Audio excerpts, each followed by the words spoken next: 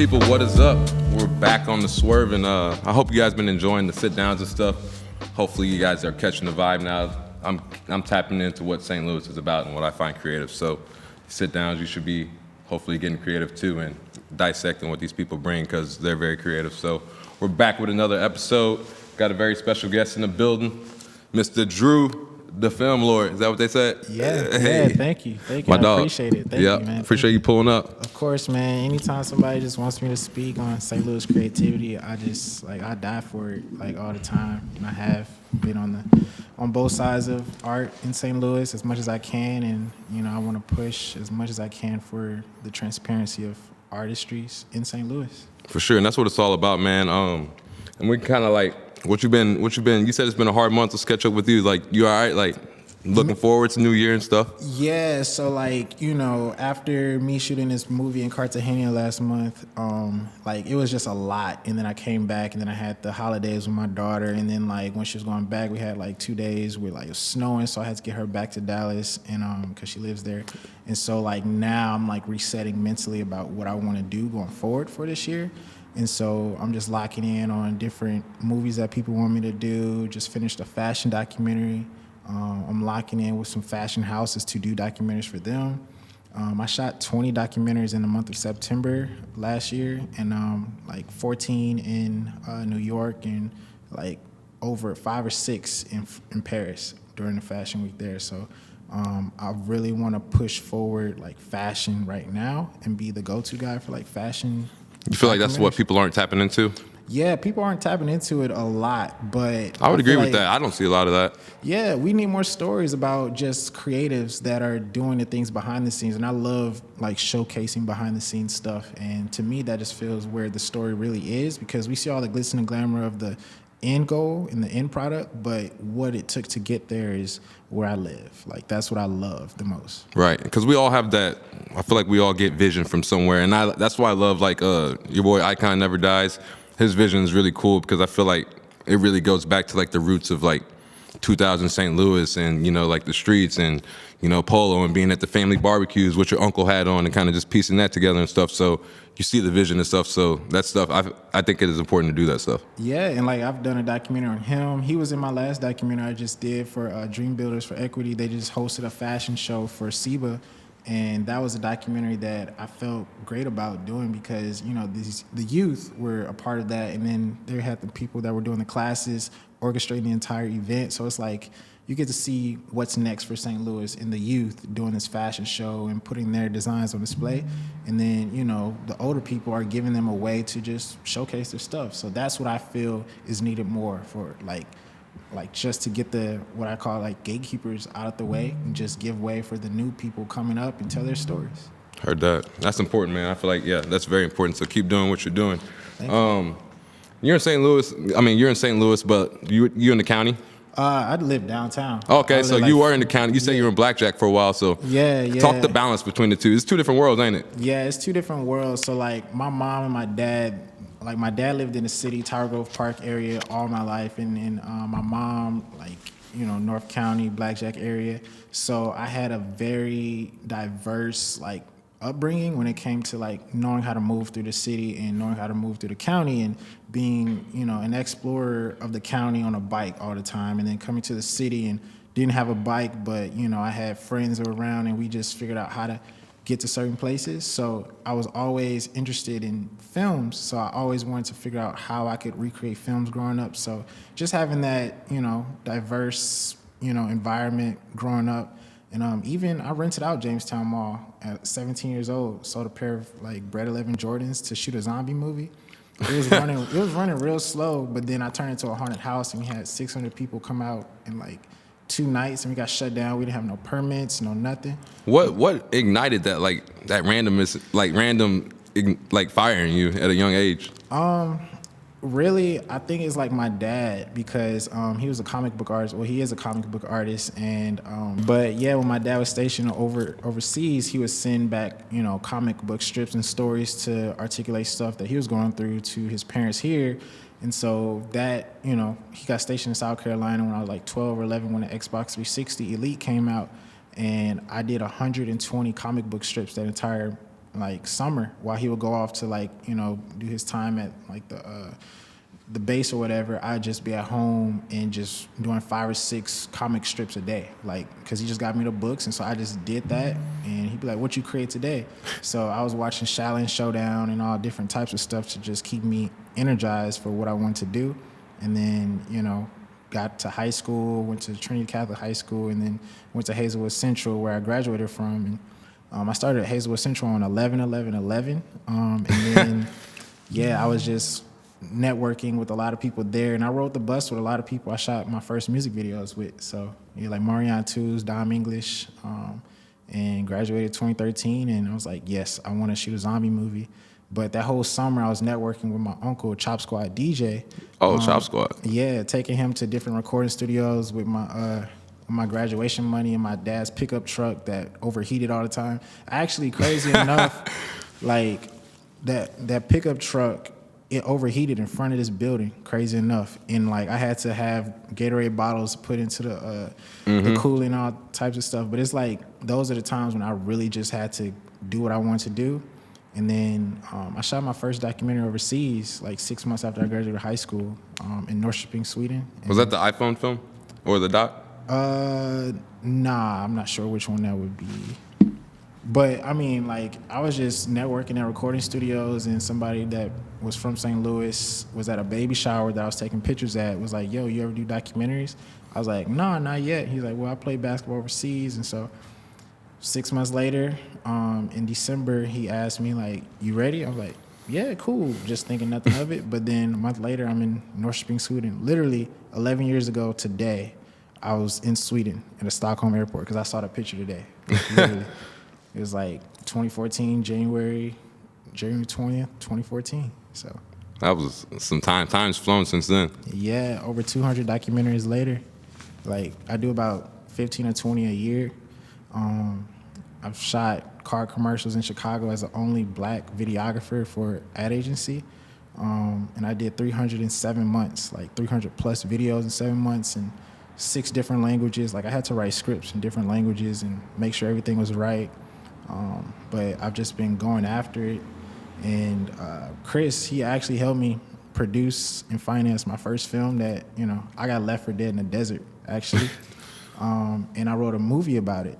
And then everything about this famous cinematographer, world-traveling videographer, whatever, filmmaker, happened 5 years along me shooting the film up until now.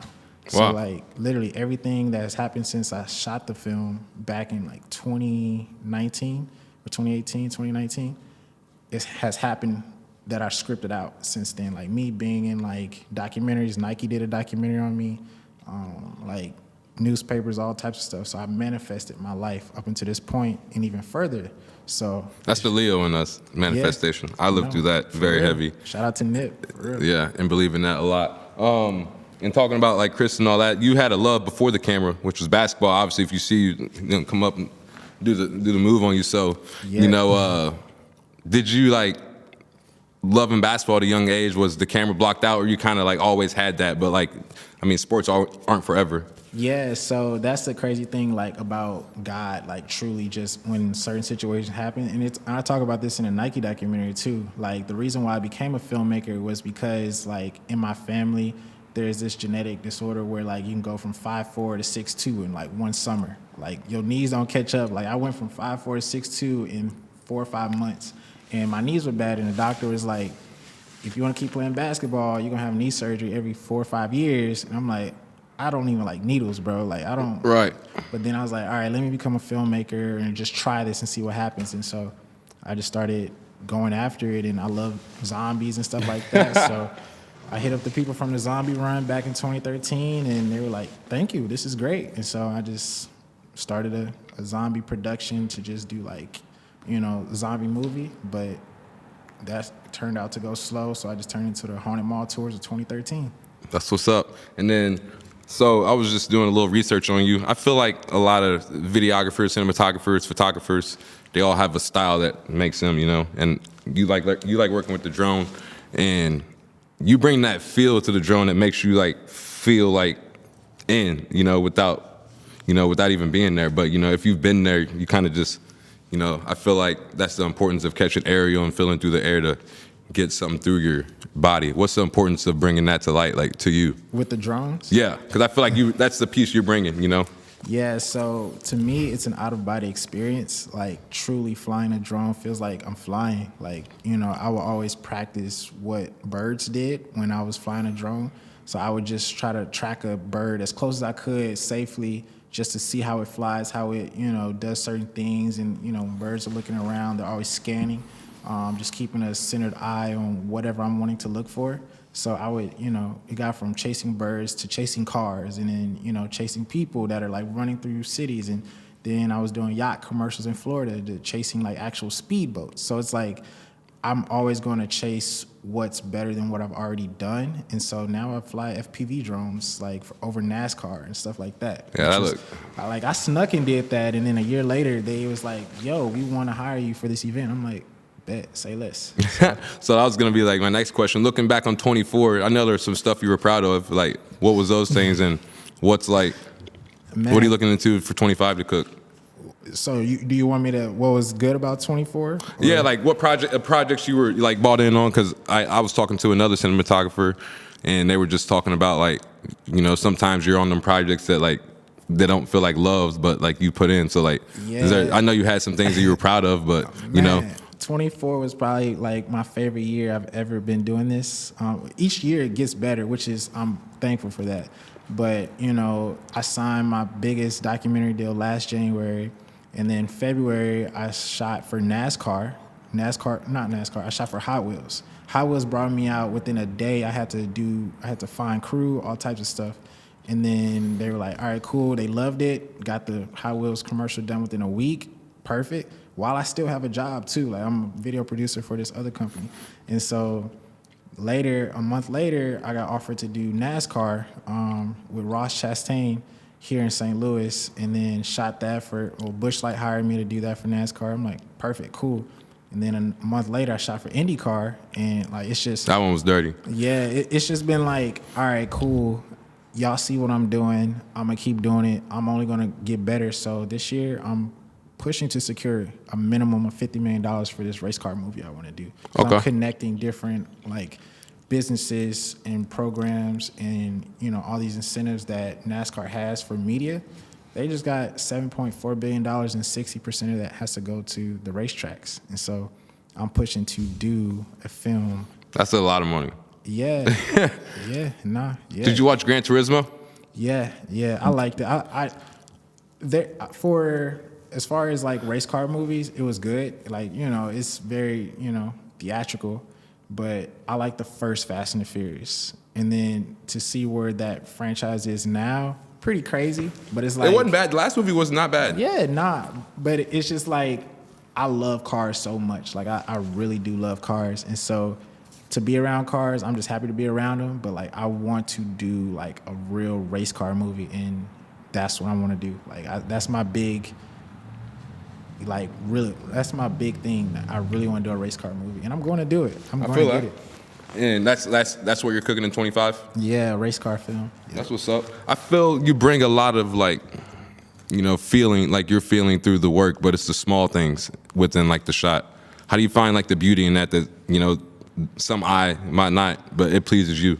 So that's the thing where like, me being in St. Louis, growing up in St. Louis and having a family that has been rooted in St. Louis for so long, and I hear so many people say so many things about St. Louis, so I'm like, okay, where can I find the beauty in St. Louis? Let me do a drone shot over, you know, Goodfellow Circle, Halls Ferry Circle, as many, it depends on where you're from, people call it whatever, but it's like, if I can do a drone shot over this and let me post it and see what it looks like to other people who have been living and driving past this place their entire life, goes viral because I'm showing different perspectives of St. Louis. So let me do that for the rest of my life. If I can find the beauty in St. Louis, that should scare the fuck out of people because I know that there's nothing I can't make look beautiful, and that's just my passion. Like no, bro, I make St. Louis look beautiful. You're not finna tell me I can't make anything else look beautiful. Like, that's, if the shot is not beautiful to me, then there's something wrong with me. Like, I know how to find the beauty in absolutely everything around me, and it's just exhausting at times, but it's my burden, my curse, but my blessing and my gift. I feel that. Listen. I like that answer. So I usually let all my guests pull up with 2 questions for me. What would be the first one you would ask? What is something that you want to leave, that you want to create that lives longer than your existence, your existence right now? I would say my voice for sure. That's why the podcast is very important to me. Like I was talking with some other guests, but like it's a matter of getting to know people, but it's a debrief to me too, and finding peace and getting to know what people like, what light you bring, because you are a light, and I enjoy bringing that out because it's my platform to bring that out and my gift from God to bring your gift from God out. So I think like my voice and being felt in the room is always important. I've held protests and stuff, and just speaking for the people that can't speak, I feel like I've always like had that power, and I really didn't step into it till like I was like 18 or something, but had to go through a lot of trials and tribulations, and growing up in the suburban area helped out a lot, to really realize the different fights we have as black people in life. That's why like our blackness is important, and I don't judge like no one from their walk and what they go through, and I just kind of like, I'm just all about conversation, So I think my voice, like people that have met me, they remember me by my voice, It's like I fuck with Swerve because they know like I just stood on what I spoke. And I feel like people feel that. It's fire. So, what's your favorite movie ever? Let's see, it's been bouncing back and forth. It was really into the Spider-Verse. I got it tatted on my leg. That was a deep one to me because like the father bond in it, between Miles and his dad, and he was just always, he knew he was the one, but it took him time to grow into the mask, and I felt like that was me, like I came to St. Louis last year, but people in Farmington knew I lived the hour south, so people knew I had the pod down there, but I had to go from there up here to really bring all this to life. And I'm glad I didn't like just go into it trying to get guests and then half-assing it, because like that's not the mass that I wanted to build. I gotta buy my full power into that shit. So I took the year off. Chris hit me up, bro, let's do the pod. I'm like, just hold on. Gotta take reps and get the lineup and get the team. So facts. I feel like we all like, you feel the vision at some point, but you got to set the ladder too for the to get to the top. There's a universal frequency that you have as a creator to like truly do something, and if you have that vision, it's within you to do it. But sometimes we just don't know what it takes. Like the movie that me and Chris worked on, it's like I wrote that back in 2018, shot it 2018, 2019. And then my life manifested through everything I wanted in that movie, on that script. So it's like, but then over these 5-6 years, almost 7-8 years, it's like it's been happening, it's been unfolding, and then my skill gets better to edit it and do certain things. And I've been working in AI technology, like through cinematography, which is like it's a job now. So it's like you can add any type of level. That's the next step, and you're already on it. Yeah, and I have a music video that's so crazy. A zombie music video is so crazy that like I can have 100 zombies in a field running to match the shots I've already shot of something. Without getting extras and stuff. Yeah, but like, some artists don't have a $100,000 budget. Like as a black artist, you don't have a lot of money to do that, but I can teach people through my expertise and how detailed I am when it comes to like articulating a vision. If we could teach, more kids how to do this, like 12, 13, they can be the next generation of just creators, period. A lot of people don't like AI, but it gives people a resource to just help and just do whatever they can vision, like as easy as possible. So I feel that for sure. And that kind of rolls off what you were talking about earlier. News Channel 5 is actually doing a piece on you and how you're trying to, bring the light outside of crime and, violence through the city, and like what St. Louis is about. Like, what's the end goal with that? And like, what are you really trying to do? So right now I have this initiative to really push, like, all right, so this year, I haven't even announced it yet, but I'm gonna announce it now. But I want to create. I want to try and put you on the spot. Nah, you're good. So I sat down like over the weekend with some people to create fashion events, like more inclusive fashion events, since, I want to have St. Louis be a fashion hub. And I'm going to specifically make that happen through visuals and connecting with other brands, these venues, and just partners. But I also am going to do a film festival this year, 3 days straight, July 25th, I love that shit. 26th, and the 27th. And I also am going to create an initiative to create 100 filmmakers in the city of St. Louis.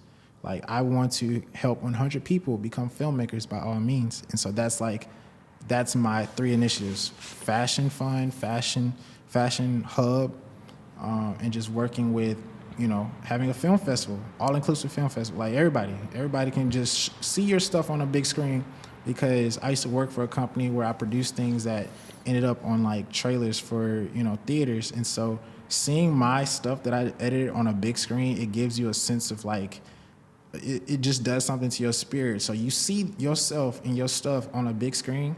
Now you have that feeling of like, okay, I know what I'm aiming at now. Like, I want to be on the big screen. And so, I just want to help 100 people feel like they can make a movie, because everybody can make a movie, but not everybody knows where to start. But I really just want people to know the feeling of what it's like to do a movie.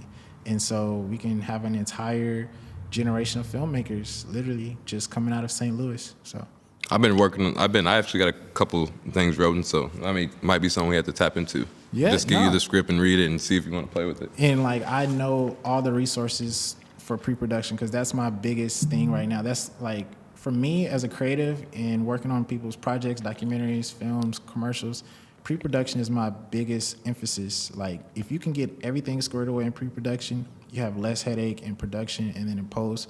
But like, pre-production is where you may spend the most time. So you always got to have a plan. I feel like, for sure. That's why, definitely do time and the steps and stuff, and for sure. That's good. That's cool. You want to buy into stuff like that, because I feel like that's important. Like, some people, that's why that's why I do the pod too, just to give people motivation just to do it. Like, people are like, oh, I want to do a podcast. Just do it. There needs to be more women-hosted podcasts and stuff like that. So people need to get in their bag and just get outside, like, just get uncomfortable to get comfortable, because the next person might do it and you'll be like, damn, Like, I want to get into streaming too, but like, I also want to do a podcast, but like, I just get into my head too much about it. But like, I just want to have talks. Like, people can call from anywhere in the world, and I can talk them through how to connect to their purpose. Because that's one gift that I've been given. Like, I can make anybody feel like their purpose, or they can connect to their purpose, or they can do anything. Like, I can talk to somebody and be like, oh, I don't know. All right, I'm gonna talk you through how to do it A through Z. Like, my brain breaks down how to help people accomplish what they need. And it may sound like it's easy coming from me, because like, there's nothing that I feel in my mindset that is impossible. So I just like being able to help people see what they can be in this life and do and stuff like that. So that's important, bro. That's very important. And I feel like you just got to have those things, because once you buy into other people, that the small ripple effects, and you buy up too. Facts. So I've always been into that, and just teamwork for sure. And that leads into the next question. You like working in your own space, or like, would you like rather be on a team, and then like, or just some things take a team, or some things you rather just create? I would love to have a team. Like, I'm building out my team now. Like, I have a team of people I call to. So that's the thing about me traveling so much and being pretty much anywhere in the world. Like, I know someone in any city, everywhere. So I can build out a team in any city that I can think of, like Florida, just based on my social media. But like, I use that to help people just get what they need. Like, yo, somebody needs a videographer in Orlando, Florida, or somebody needs one in New York. Like, I can facilitate that for people. So that's why I try to push as many things as possible when it comes to like, all right, who needs a job anywhere? Let's do it. And sometimes the money isn't always there, but I would love to have a team of people around me. But I have a team here. I got a team in LA, got a team in Texas, Houston, and Dallas, San Antonio. Like, any city I can think of, I can just find people. But, I want people to be passionate about it. And sometimes it's hard to find people who are truly, truly passionate and professional. So for sure, 100%. You spend a lot of time in Texas, you said? Not a lot of time. My daughter lives there. I'll go there, for like Christmas, or she'll normally come here like for the summer and stuff like that. And that's when I take 3 months off and just don't do much, because like, she deserves that time. But now, like, I think I spend the most time in Florida, and then New York. The most time I'll probably spend this year, I feel like it may be in St. Louis as of right now, but that could change. Like, literally, I never know what I will do tomorrow, which is kind of like exhausting at times. But I could be anywhere in the world at any given moment, and that's just like, I have to always be open for that. So yeah. What do you do in the downtime when like you're not on call to like doing something different? I either meditate or I get my mind off of creating, which is still creating. I play this game called City Skylines, which like I develop cities from 0 population to 150,000 people. Is it on Xbox? Yeah, it's on Xbox and PlayStation. I'm a gamer too. I just play Madden though. Yeah, nah, like I build cities. Like that's my thing. Like, I don't know why. Like I was big on tycoon games growing up, like Thrillville and like Roblox. Not Roblox, but just like anything that involves. I mean, like, Minecraft is the one. Oh, Minecraft, I don't think I played that. But like, just games that, you can be creative, like a Zootopia or something like that. Just something that, or Zoo Planet, like stuff that you could just free your mind with and then like learn how to, like the ins and outs of it. Cause I grew up on shows like Modern Marvels and how it's made. So I like the ins and outs of like pretty much everything. Like I can look at something and tell how it's made and like what kind of processor it's in it. So it's like, I just like, figuring out how to learn. Like, I have to learn something new every day or create something every day. That's a pact I made to myself. So I got another question for you too. Is it hard to watch something without putting your directive like eye on it, like a movie or a show? Like, can you just enjoy some shit? Tequila helps. Like tequila helps for sure, but like. I know exactly how all movies can be made. That's why I like to watch movies that have great sound design. Like one of my favorite movies is Memoirs of a Geisha and Children of Men. So these Children of Men, that's on my watch list. Yeah, I'm gonna bump that way up. That's my favorite movie of all time. And my dad never lets me forget it for dragging him to see The Cat in the Hat when I was little. But the same cinematographer on The Cat in the Hat is the same cinematographer on Children of Men. They are the polar opposite movies. So it's like that.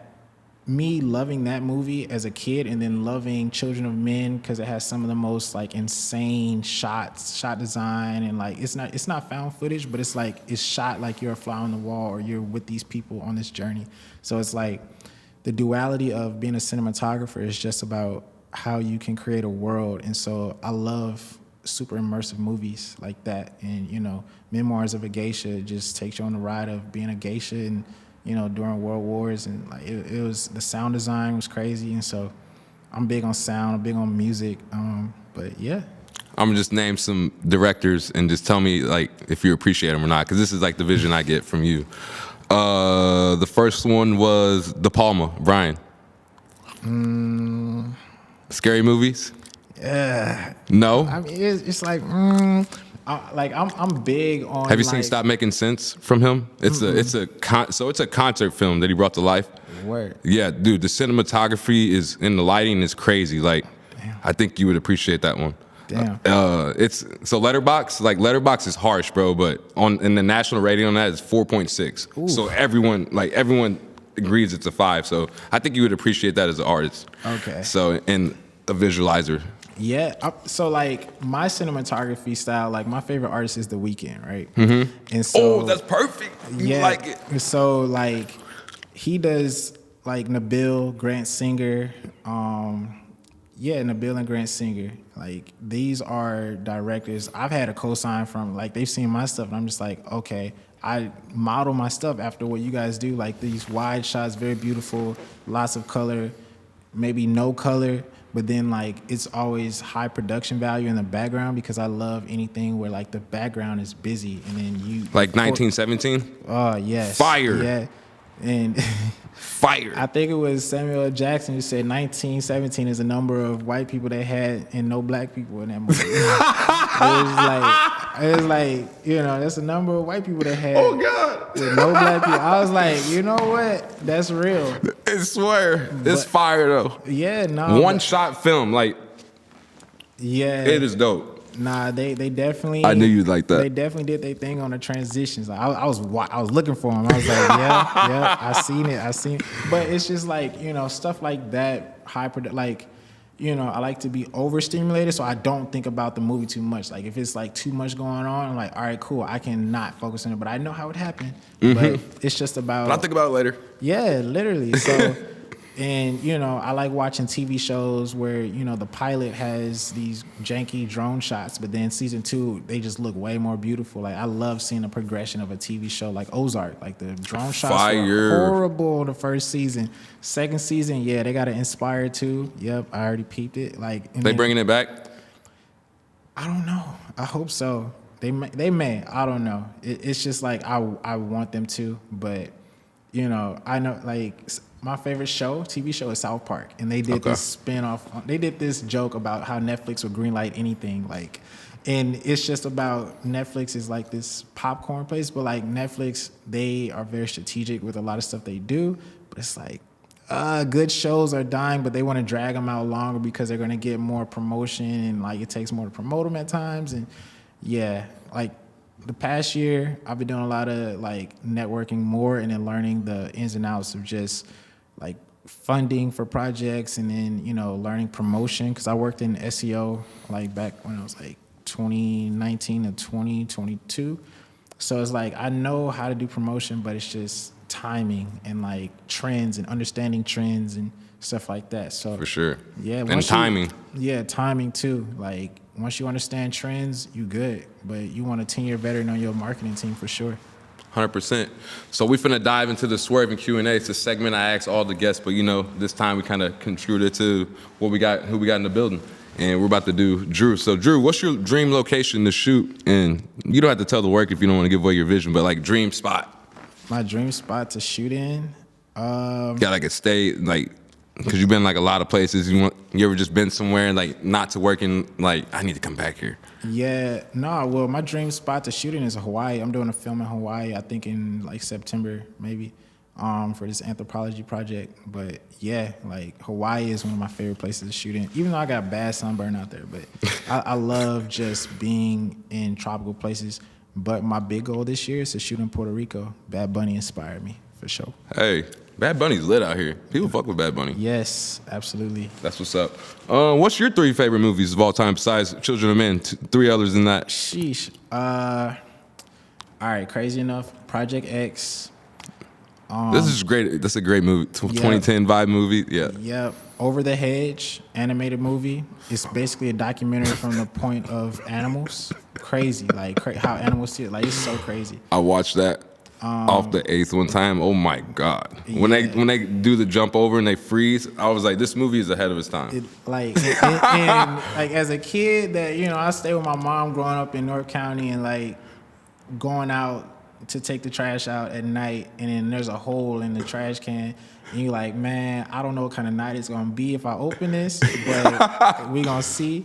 But one time something jumped out at me. I'm like, okay, I'm not doing this today. I'll be back in the morning. So it's just like, you know, those are like, that's a movie that really connected with me. And, you know, when my mom, she built a house in North County, like in Blackjack, she didn't put cable in my room. We could afford it, but she didn't put cable in my room. So like I siphoned off all the DVDs that my stepdad had from his house at the time. And like I watched the movie every night from like 10 years old to 17 when I graduated high school. So, that's what's up. And Over the Hedge was the one that I went to sleep to every night, like every night. And then the third one would be Memoirs of a Geisha, because I love culture so much. Like, I'm so passionate about people's cultures and understanding cultures and just making sure that cultures are seen in the best light possible. So, and the sound design on that, like that, the sound design on Memoirs of a Geisha inspired me to do a documentary about, you know, drone shots around the world that I've been shooting for the past 5 years, and just like the sound design is going to go crazy on it. So yeah. I feel like sound's the most important part of a film. It is. It absolutely is. Yes, absolutely. Love it. What would be your second question for me? Second question for you, like, what do you feel is your true purpose in life? Man, that's a good question. I thought it was to play football, you know, for a while. I mean, within myself, but now I feel like, okay, I've kind of like, I've did a lot, man. Like my brother, I was talking earlier, my brother passed away. So like he passed away on Mother's Day in front of my mom. He drowned. Oh, goodness, so like, I'm sorry to hear that. No, it's all right. But that kind of like just shook me to like live, you know, like I went and played college football after that. Then COVID happened. So I was kind of like just in a place where like, man, what do I want to do? You know, like I don't want to work labor, like do labor forever, but you gotta, people like, you can be creative, but you gotta work too. Like, you know, you gotta balance and shit. So I had to do that, but I always wanted to do the podcast and stuff. So I'm kind of like I feel like I'm living my purpose right now. And I work at the biscuit joint and stuff. So that's very like, I'm thankful for that because I've grown a different love to that. And, you know, that's booming. And I feel like I could buy into that one day and, you know, it'd be my own because people like all the time, like, hey, is this yours? I'm like, it's not, but it will be one day. And that's the vision with the biscuit, you know, to the moon. So I just feel like I'm living in my purpose. That's powerful. So I just really feel that I don't question God. My dad's been like super holy again, you know, and I feel like, you know, your figures, like they go through the stuff to, you know, bring you back because, you know, we all ain't here forever. So, you know, we live our walk. And I feel like my dad's truly tapping into something different to where I've been tapping into something different. It's all just a domino effect, you know? Yeah. So I'm not questioning what I got going on. I'm just here. Yeah. How often do you meditate? It's something I haven't practiced, really. I just like chilling and watching movies and stuff. I don't go out to the bar and stuff, so I feel like I'm really in my peace, you know? But, you know, like my mom battles from drinking and stuff. I'm just really tapped into a lining of like what I want to do because I've seen a lot that I don't want to do. You know what I'm saying? Yeah. And I feel like people say that, but I really like trust that, you know? And I feel like you got to buy into that stuff to get what you want out of it. Yeah, that's powerful. Yeah, you got to have a lot of downtime to come up, bro. Yeah. Me, like, literally, like, I live off art. Like, I don't have a job, but, you know, I'm guided by what I do. And so every day I have to just protect my energy and my peace. And, like, you know, my grandfather died back in 2021, 2022. And a week before he passed away, I had a film premiere in LA, and it was on February 14th. And so he asked me a week before he passed away to do a documentary on him. So I'm like, yeah, I'm packing up my crib. Yeah, we can come shoot it, whatever. And so we shot it. And then took him back to his place, and then a few days later, like, he called me. He's like, hey, I thought you were going to call me. I was like, oh, man, sorry, I've been busy, but he's like, all right, well, I'll talk to you later. I love you. He passed away that next night. And so I feel like the fact that I am who I am, if he wasn't able to get that off and talk about as much as he wants to talk about, then I wouldn't be in my purpose. And so my story literally started 3 months before I was born. Like, my dad, he's a photographer, videographer. So he started filming my life 3 months before I was born and titled the first, like, screen of it, A Documentary. Like, in these magnetic letters on the bed, it says A Documentary, then it just goes into, like, 7 hours of me from 0 to, like, 7 years old when stuff went digital. But it's like, he said, I'm going to name you Drew because I like to do art, paint, and draw. So that's how you got the name Drew. So I've been living in the destiny of something intentful my entire life. Like, whether I wanted to do something else, it was manifested and intended for me to do this. So every part of anything I do is a part of this documentary that will just live on beyond me and carry on to my daughter or any more kids I have. Like, I want people to know, like, your story is in you. And so it's just always going to push you. And so that's where, like, I know this is my destiny because life started as a documentary, and, like, I do documentaries for people, and now I just travel the world doing documentaries for people. So I'm gonna take that back actually on the meditation. I would say, like, this thing actually helps me a lot. Like, you know, I had a journal. Like, when I first, like, I didn't really, like, so I was podcasting. Like, it all started I was in Minnesota at JUCO playing football, and you know, like, that shit is, everyone has a story to tell. So I was like, let me get this mic and really see what everyone's doing here, you know. And it was kind of just like, you know, that. But then COVID happened and stuff.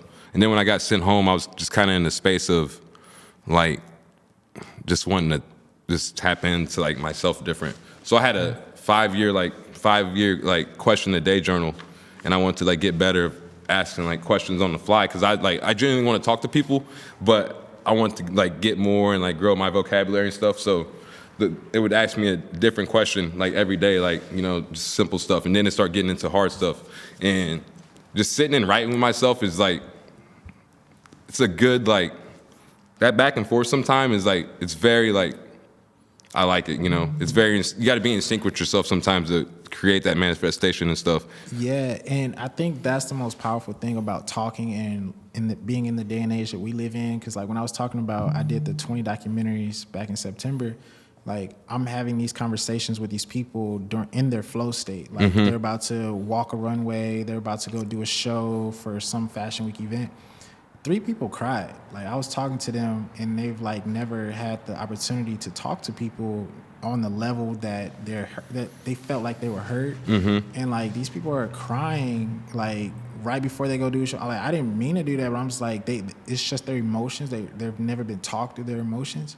So that's why I feel like I'm truly gifted and just put in a place to be here, because it's like to talk to people. I love talking, like real conversation. Like I hate texting now. I hate social media.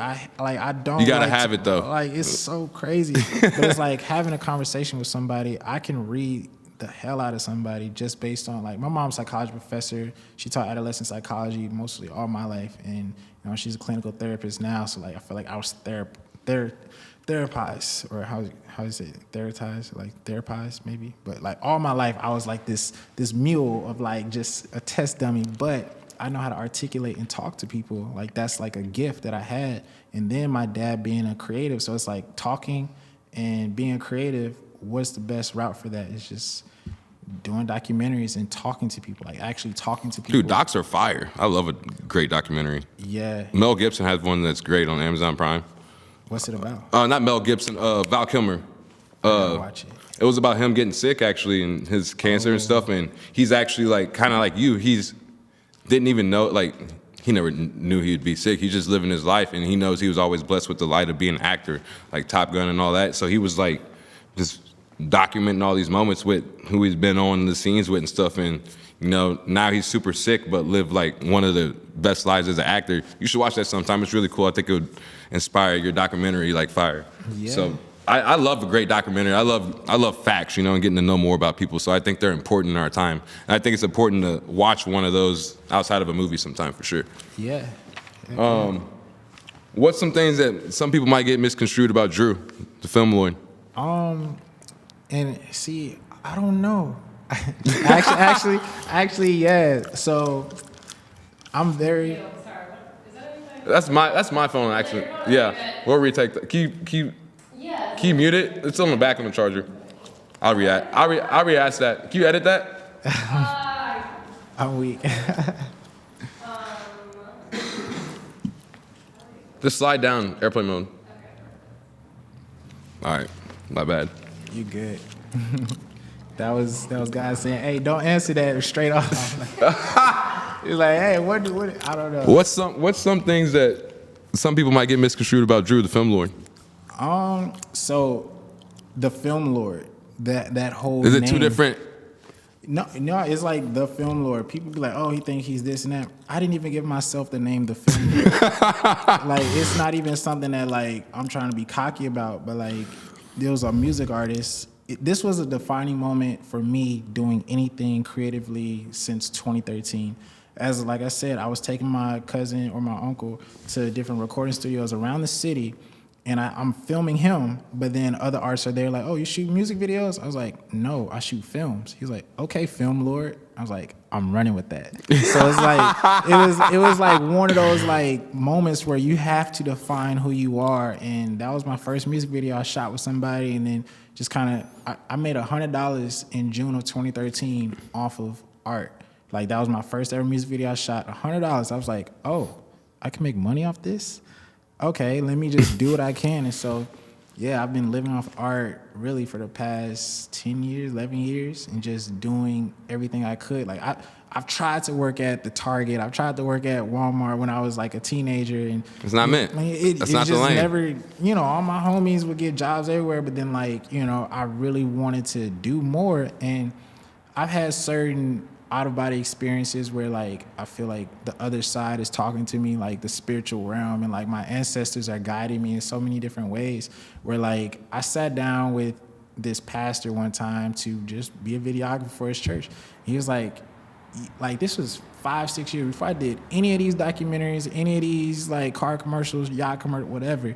He was like, you have a greater purpose than being here. I was like, and you're like, huh? I just want a job, bro. Like, but he was like, you are more profound than you think you are. You are bigger than this place. I'm like, a church? Like what? But it was a very popular pastor that's in St. Louis. But it was just like I had to really. It's hard for me to see myself, and so sometimes like what can be misconstrued about me is like I'm cocky or like I just think I'm always the best. But like I need competition. Like I love competition. I'm the middle child, so like I feel like I was too. Yeah, so it's like I feel like I'm never seen sometimes. So like sometimes it may seem like my confidence is too high, but like I have older brothers who like were in a lot of trouble, and I had younger brother who he's finding his way in this world. So it's like I'm the example for my older brothers at times and my younger brother. Like, my parents are like, oh, you should get a regular job. But then they use me as like your brother's doing this though. So it's just like I'm trying to figure out my way. And like I got little cousins and these people that look up to me. So it's like I gotta feel like I'm the best. Like if you in that ring, then you feel like you're the best. But I still have imposter syndrome too. Like, like you never get the love you think you deserve, but like everybody as of recently has been like, oh man, you so great. Da, da, da. So I'm like, I'm not gonna let this go to my head. And some words that my grandfather left me with, he was like, never get too tall to see your feet. And that was the biggest thing for me, like understanding that, up until, it's weird. Well, it's not weird, but it's like, up until the last week he passed away, he was like a cheerleader for me on Facebook. Like he shared all my stuff, like look at my grandson, da da da da da. And he's from East St. Louis, so it's like he went to the other side as like a cheerleader for me. And so I'm gonna keep his words with me. And like he had a stroke a few years before he passed away, and I had him in one of my biggest music videos where like I had 40 people in his garage doing a shootout. And everybody, when he talked, everybody listened. Like all these young dudes, they was like, all right, we ready to go. But like they all listening to him because they respect me, but they listening to my granddad. They like, yeah, man, the way y'all listen to my grandson do this, I respect y'all. I like how y'all doing something constructive. Like it was just like, I have his voice and his spirit to just move forward, but sometimes as a creative, like I'm kind of outspoken sometimes. It's just like I love this so much. Like I'm so passionate about this, and like Kobe Bryant was my favorite. Kobe's. I got the Mamba all the way across my leg. Yeah, so like I got anything for the shot tattooed on my leg. So it's like there's a moment in like the dog is in me when I gotta do this. Like I'm always gonna feel like I'm the best, but I want to help other people do this too. And it's so hard for so many people to get in the door. So like I can be confident, but I'm trying to push the community as much as possible. Like I got drone programs to teach kids how to do this, film camps, all types of stuff that I'm just creating curriculums for. The Bessie Coleman Foundation, she was the first ever black like Air Force pilot, and I created a curriculum for drone stuff for her and her program. It's just like I'm trying to do so much, but I gotta get the attention to bring it here in St. Louis. And so I do a lot, but that imposter syndrome really be kicking in because I'm like, am I really as good as I think? But I know I am, but like I can't brag as much as I want because people gon'. That's why you just keep working. Work pays off. Yeah. Hard work always wins. I tell people that all the time. Yeah. Hard work is always gonna come to light. And who's doing it? Man, who would you like to see on the Swervinn podcast? Who would I like to see on the Swervinn podcast? My homie Jalen. Yes, Jalen, because he for sure, like, I've been begging him to do I do documentaries for all the homies. Everybody that's close to me, I've done a documentary for. Even Chris did a documentary for him. I put him in the Nike documentary too. Mm-hmm, I saw that. And so, like, it was Jalen's birthday, and I had 3 months. I begged him for 3 months. He still ain't came to my crib. He came to my crib like 4 or 5 times since then, getting my tripods, all types of stuff. But he won't do a documentary yet. But I'm like, bruh, like we could have had. I shot 20 documentaries since I asked you to do a documentary. So he shoots too? Yeah, he's a great photographer. Like that's somebody that like no, I'm not going to nobody else to do photos. Like that's the homie, and like he really does it. Like he don't get enough credit actually, like at all. And I'm just like, nah, bro. And I had this conversation with him over the summer, or no, it was last summer before last. And I was like, bruh, why are we not getting the credit we deserve? But it's just like, we have standards. And so sometimes we won't do everything that everybody's doing and be everywhere. But it's like real talent needs to be seen. So me as a visual person, like, you know, I'm gonna put myself in visuals. I got off tour with Smino, and like I had I asked, see, like if anybody wanted free commercials. So I put myself in fashion commercials and was doing that for Black-owned businesses. And so I'm like, I need to just promote my homies. I want to push my homies and push their brand. So I want to do that. So it's like some people, you know, don't want the light, but I want all my homies to have a light no matter what, because everybody deserve it. And like, And that's how you do your free work to you know, for the bigger, you know, that's your give back. So I definitely feel that. yeah, and like I always make sure anywhere I travel, I do like a short story about appreciating that place, because there's always a spiritual connection I have to anywhere I'm at. Like New York, one of my favorite places to shoot. And so like I'll do a visual of being there. Like I did a visual about Cartagena. Like I was up 28 floors. After we shot the film, I stayed for an extra week. And I put out my camera and I zoomed in on this boat, and the boat said blessed. And it was like, that was my sign of like everything I needed, because from the 28th floor, I could see old Columbia and new Columbia. And it was just like, yeah, like this is where I'm supposed to be. Like all the signs I ever need for who I'm at or where I'm at and who I need to be, they always are presented to me. So yeah. That's what's up, bro. You got any shout outs to wrap it up? Shout out to Chris for Chris, my dog. Shout out to Cammy, she cold. Like yeah. she really that. She's that like DAT, that like uppercase DAT. Shout out to Jalen. Yeah, bruh, get on the podcast, bruh. You want pull up to the crib to do a documentary, bruh. But like, yeah. But nah, shout out to everybody that's doing something to help promote St. Louis and just give voice. Shout out to you, man. Like for real, like just doing this to begin with, because yeah, a lot of people don't even know where to start. I'm trying to start. I did a whole bunch of test runs with it, but I'm just like, man, my mind is just so heavy on production value. I gotta find a way to start. But yeah, that's what's up, man. That's my a film lord. No, you're good. It's a film lord. I appreciate you pulling up, and it's all about shaking hands sometime to get to know somebody. So I'm glad this happened, man. For sure, it's a dog. Thank This you. is Swervinn. We're back with another episode, and we're out. Peace.